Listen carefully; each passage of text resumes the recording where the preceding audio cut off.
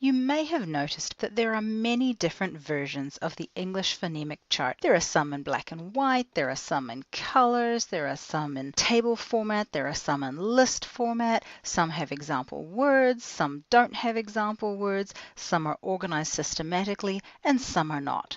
Is there any best one? And actually, does it really matter?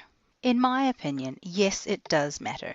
Once you get a really well laid out phonemic chart, you can use it for almost any pronunciation lesson that focuses on sounds.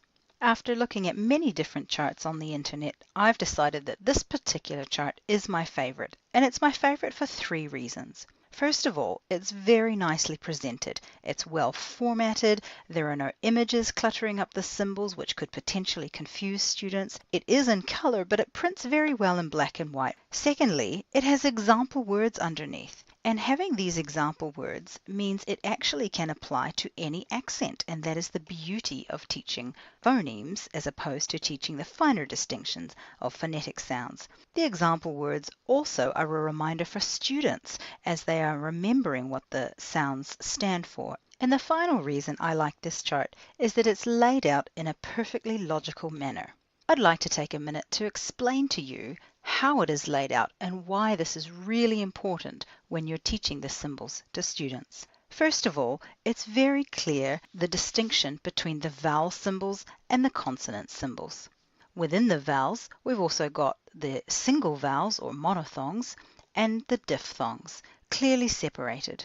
Within the single vowels, we start with the front high vowels on the left-hand top side, and as we go to the right, the tongue gets further and further back as it produces those vowels. Similarly, as we work our way down the vowel chart, our tongue gets lower and lower as we produce those sounds. So actually, this is laid out the way that your mouth makes the sounds. It is, of course, coming from the International Phonetic Alphabet layout, which is a little bit too complex for English learners, so this is a great compromise there. The consonants, of course, along the bottom of the chart, are laid out very well. First of all, when there are pairs of sounds that differ only with voicing, we see the voiceless version on the left and the voiced version on the right. You might not be able to see it so clearly on the screen here, but the voiceless version is a slightly lighter color of gray. It's also organized according to the place of articulation.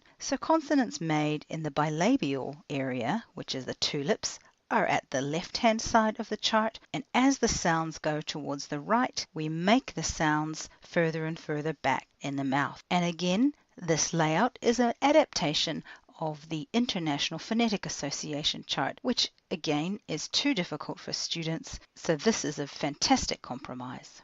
You'll also notice that we have the manner of articulation divided up along the rows. The first row of consonant involves our stops or our affricate. The second row of consonants involves our fricatives. And the final row of consonants is everything else, including the nasals and the semivowels.